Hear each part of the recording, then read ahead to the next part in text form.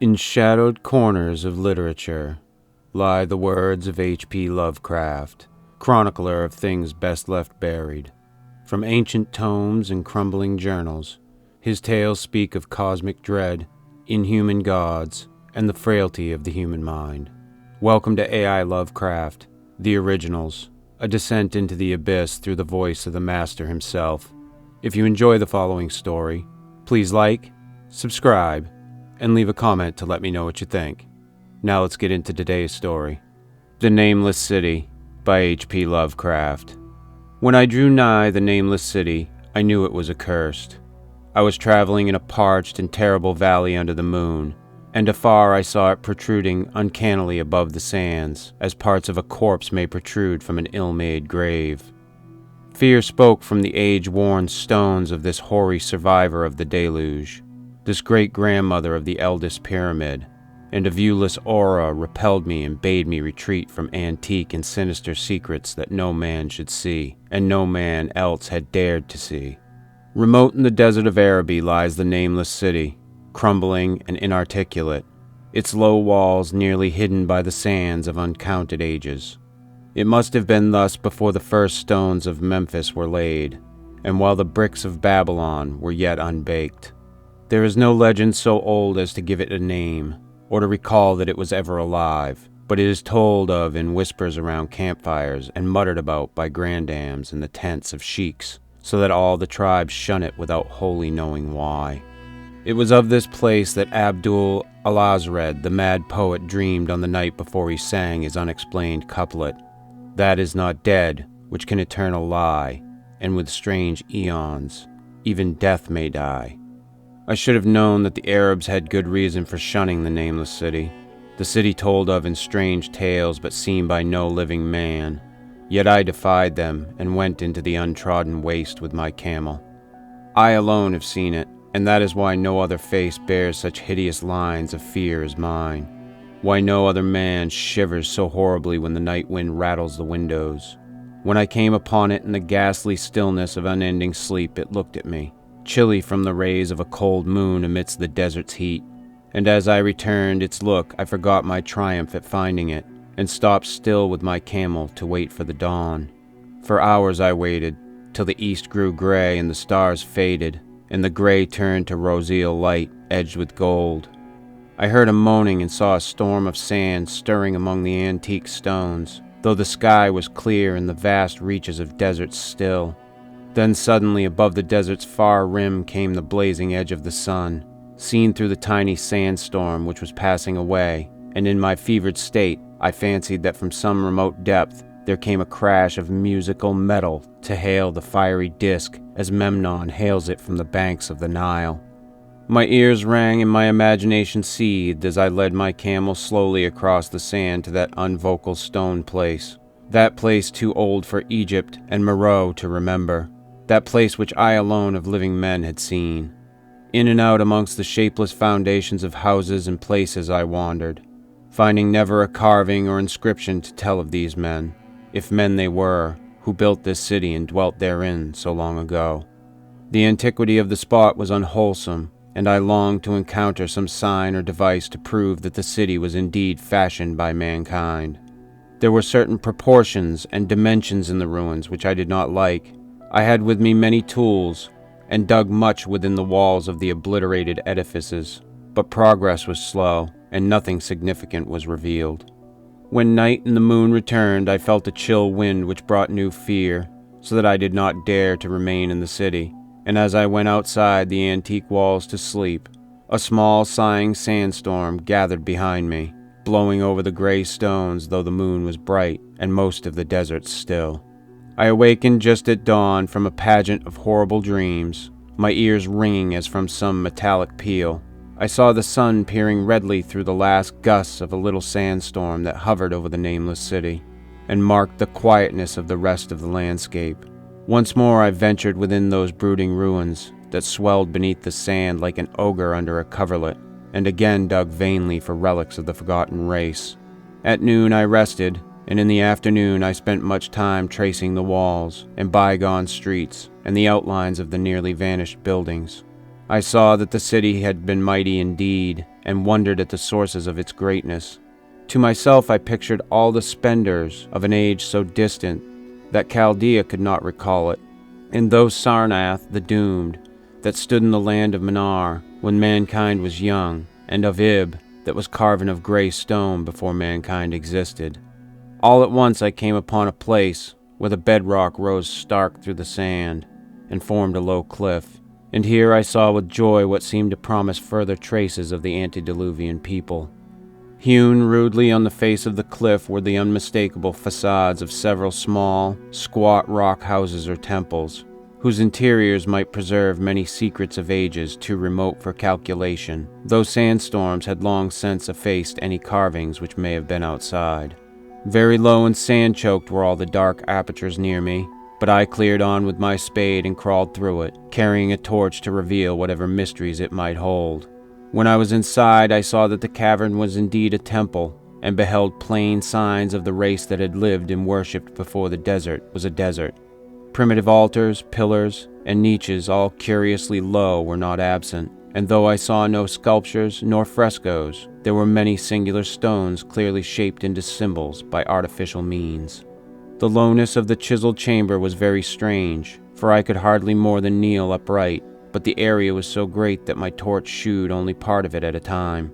I shuddered oddly in some of the far corners, for certain altars and stones suggested forgotten rites of terrible, revolting, and inexplicable nature, and made me wonder what manner of men could have made and frequented such a temple. When I had seen all that the place contained, I crawled out again, avid to find what the temples might yield. Night had now approached, yet the tangible things I had seen made curiosity stronger than fear, so that I did not flee from the long, moon-cast shadows that had daunted me when first I saw the Nameless City.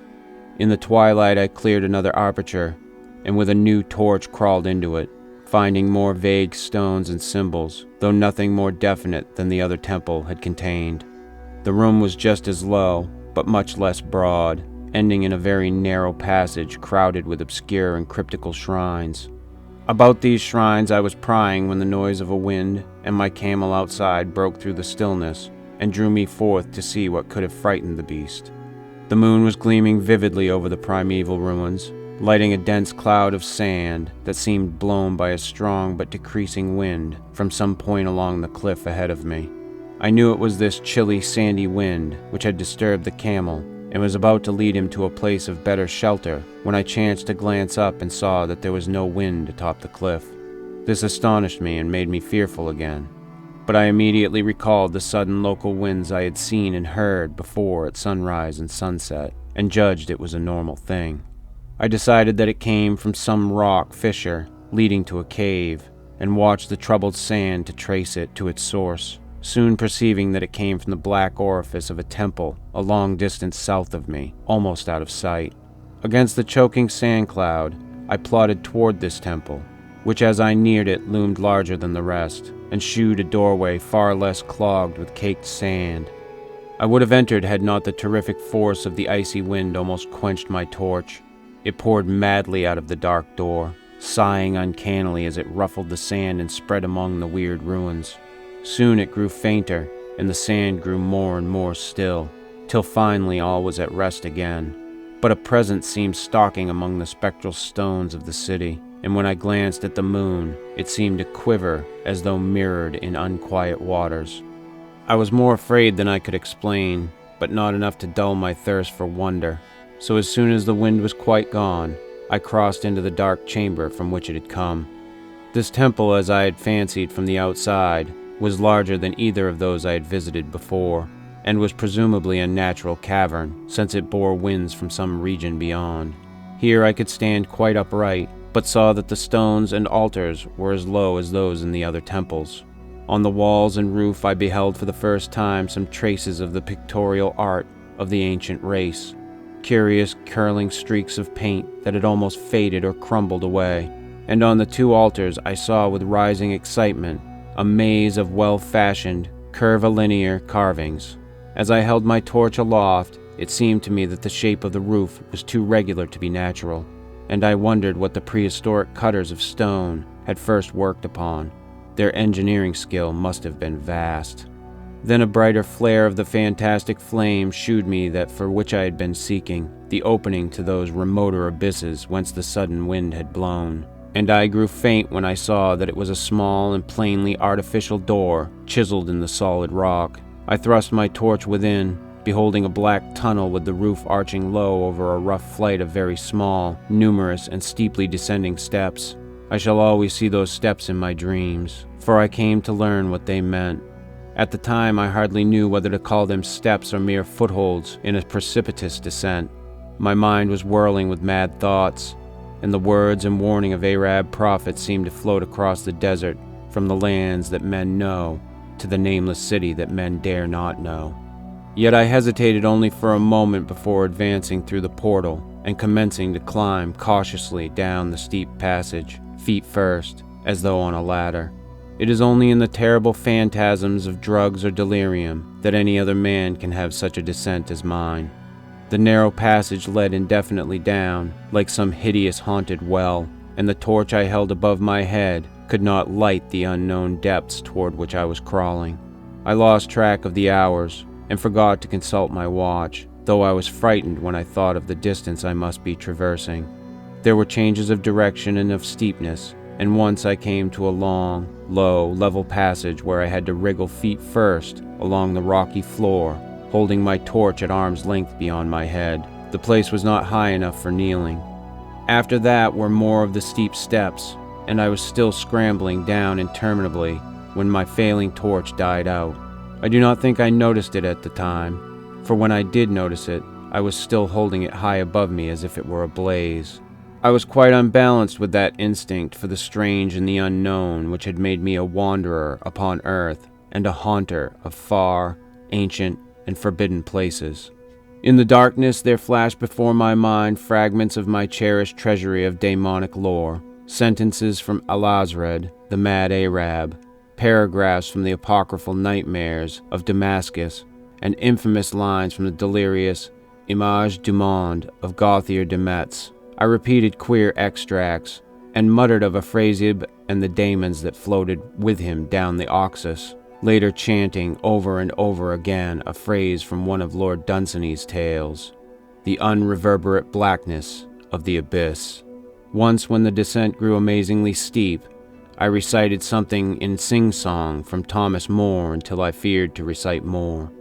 A reservoir of darkness black, as witches' cauldrons are when filled, with moon drugs in the cliffs distilled, leaning to look if foot might pass.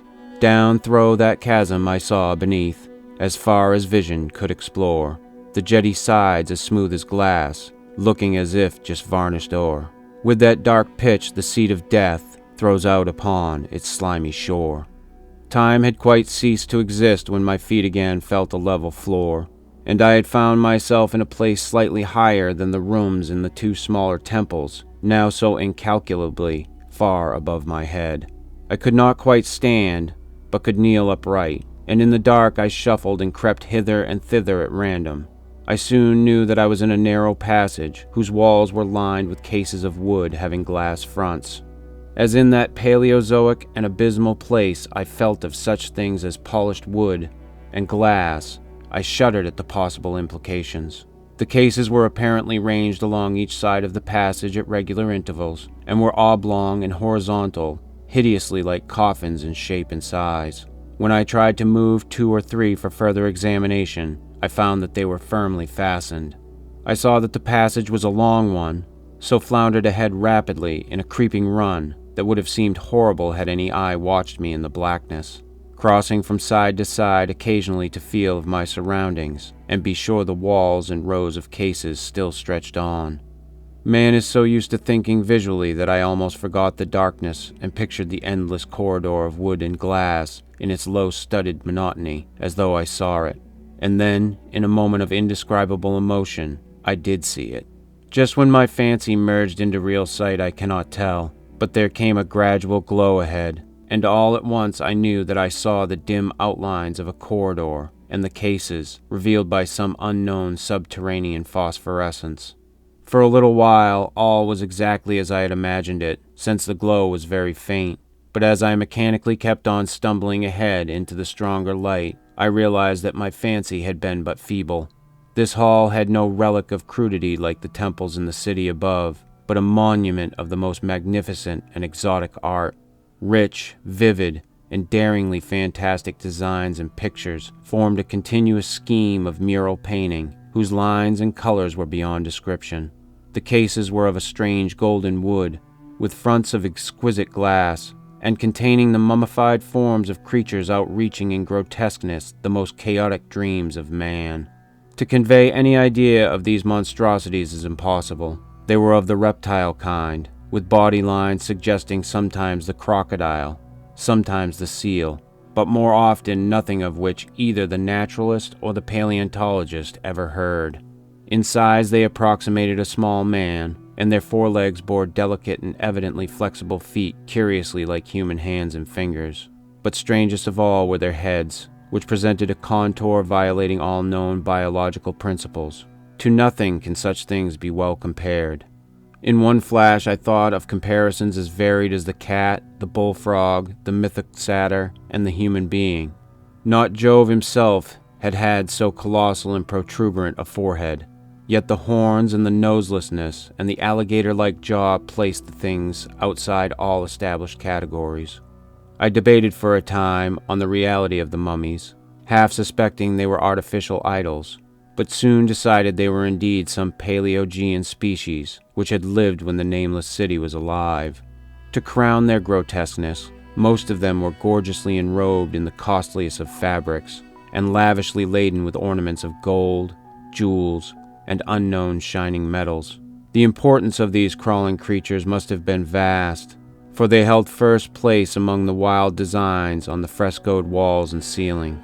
With matchless skill had the artist drawn them in a world of their own, wherein they had cities and gardens fashioned to suit their dimensions. And I could not help but think that their pictured history was allegorical, perhaps shewing the progress of the race that worshipped them. These creatures, I said to myself, were men of the Nameless City, what the she-wolf was to Rome, or some totem beast is to a tribe of Indians. Holding this view, I could trace roughly a wonderful epic of the Nameless City, the tale of a mighty seacoast metropolis that ruled the world before Africa rose out of the waves, and of its struggles as the sea shrank away and the desert crept into the fertile valley that held it.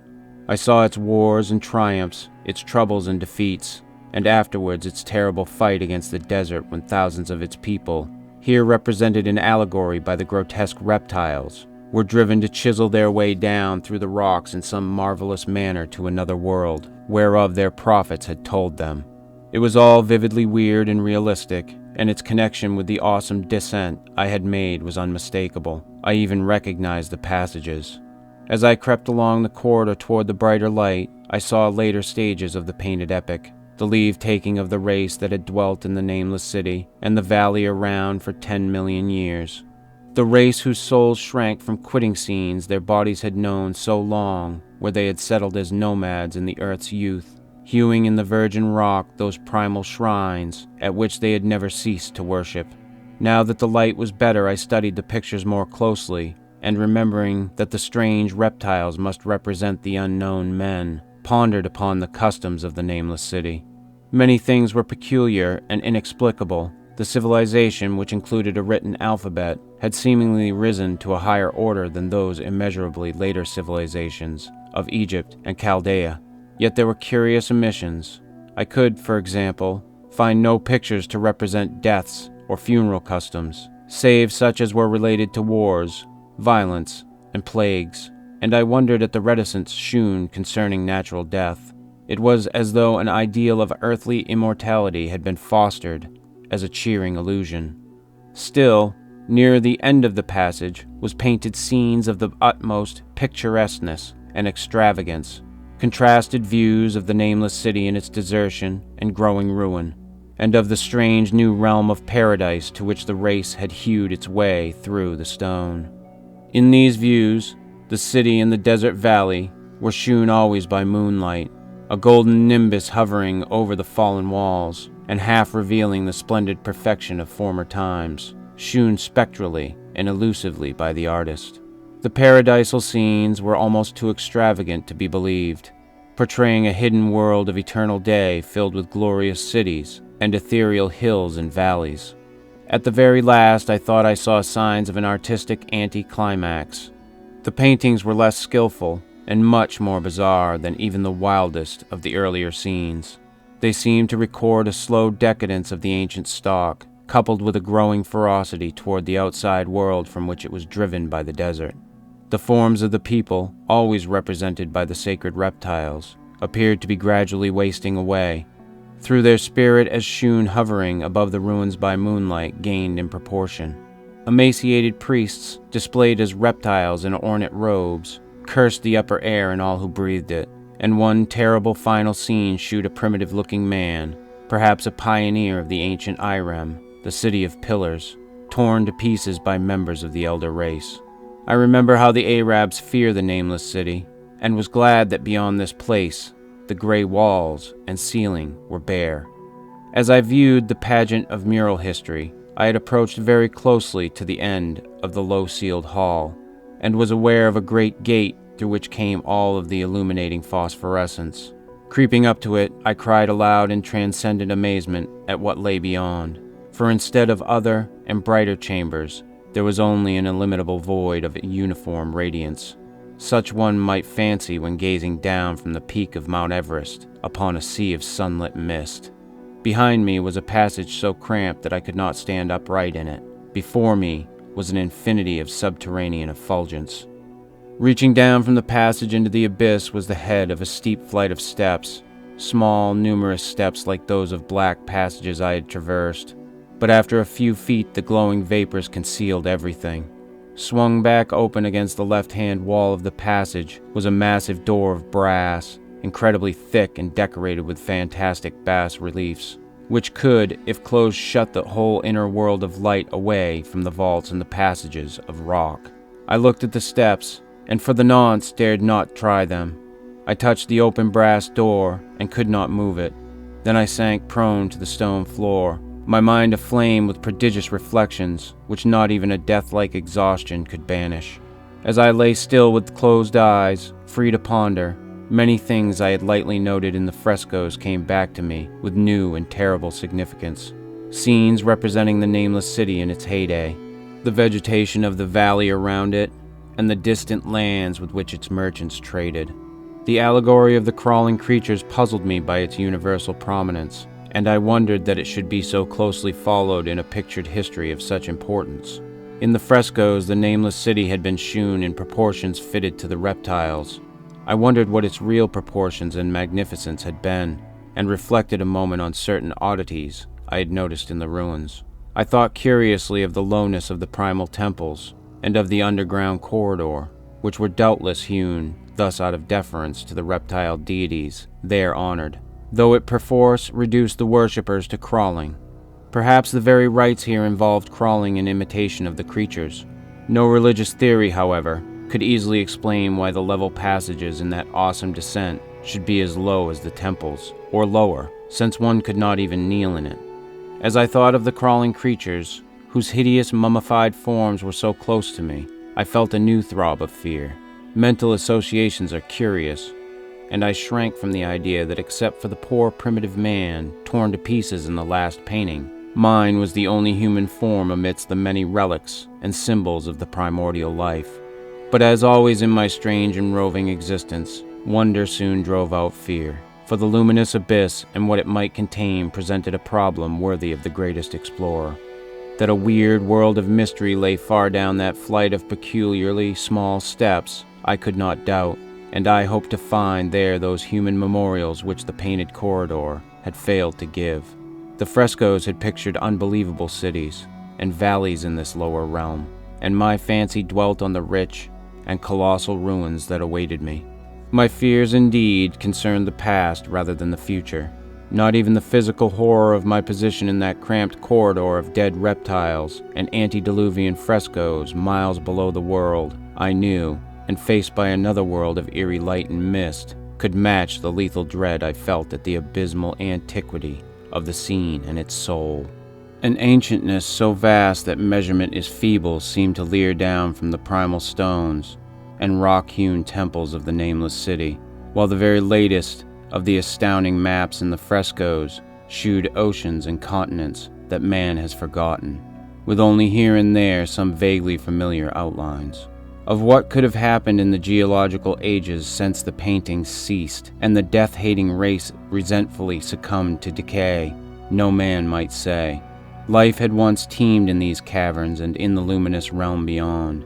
Now I was alone with vivid relics, and I trembled to think of the countless ages through which these relics had kept a silent, deserted vigil. Suddenly there came another burst of that acute fear which had intermittently seized me ever since I first saw the terrible valley and the nameless city under a cold moon. And despite my exhaustion, I found myself starting frantically to a sitting posture, and gazing back along the black corridor toward the tunnels that rose to the outer world. My sensations were much like those which had made me shun the nameless city at night, and were as inexplicable as they were poignant. In another moment, however, I received a still greater shock in the form of a definite sound, the first which had broken the utter silence of these tomb-like depths. It was a deep, low moaning, as of a distant throng of condemned spirits, and came from the direction in which I was staring. Its volume rapidly grew, till it soon reverberated rightfully through the low passage, and at the same time I became conscious of an increasing draft of cold air, likewise flowing from the tunnels and the city above. The touch of this air seemed to restore my balance, for I instantly recalled the sudden gusts which had risen around the mouth of the abyss each sunset and sunrise, one of which had indeed revealed the hidden tunnels to me. I looked at my watch and saw that sunrise was near, so bracing myself to resist the gale that was sweeping down to its cavern home as it had swept forth that evening, my fear again waned low, since a natural phenomenon tends to dispel broodings over the unknown. More and more madly poured the shrieking, moaning night wind into the gulf of the inner earth. I dropped prone again and clutched vainly at the floor, for fear of being swept bodily through the open gate into the phosphorescent abyss. Such fury I had not expected, and as I grew aware of an actual slipping of my form toward the abyss, I was beset by 1,000 new terrors of apprehension and imagination. The malignancy of the blast awakened incredible fancies. Once more I compared myself shudderingly to the only human image in that frightful corridor, the man who was torn to pieces by the nameless race. For in the fiendish clawing of the swirling currents there seemed to abide a vindictive rage, all the stronger because it was largely impotent. I think I screamed frantically near the last. I was almost mad. But if I did so, my cries were lost in the hell-born babble of the howling wind-wraiths. I tried to crawl against the murderous, invisible torrent, but I could not even hold my own as I was pushed slowly and inexorably toward the unknown world. Finally, reason must have wholly snapped, for I fell babbling over and over that unexplainable couplet of the mad Arab Al-Azred, who dreamed of the nameless city. That is not dead, which can eternal lie, and with strange eons, even death may die. Only the grim brooding desert gods know what really took place, what indescribable struggles and scrambles in the dark I endured, or what Abaddon guided me back to life, where I must always remember and shiver in the night wind till oblivion, or worse, claims me. Monstrous, unnatural, colossal was the thing, too far beyond all the ideas of man to be believed, except in the silent, damnable small hours of the morning, when one cannot sleep. I have said that the fury of the rushing blast was infernal, cacodemoniacal, and that its voices were hideous with pent-up viciousness of desolate eternities. Presently these voices, while still chaotic before me, seemed to my beating brain to take articulate form behind me, and down there in the grave of unnumbered eon-dead antiquities, leagues below the dawn-lit world of men, I heard the ghastly cursing and snarling of strange-tongued fiends. Turning, I saw outlined against the luminous ether of the abyss what could not be seen against the dusk of the corridor, a nightmare horde of rushing devils, hate-distorted, grotesquely panoplied, half-transparent devils of a race no man might mistake, the crawling reptiles of the nameless city. And as the wind died away, I was plunged into the ghoul-pooled darkness of earth's bowels, For behind the last of the creatures, the great brazen door clanged shut with a deafening peal of metallic music, whose reverberations swelled out of the distant world to hail the rising sun as Memnon hails it from the banks of the Nile.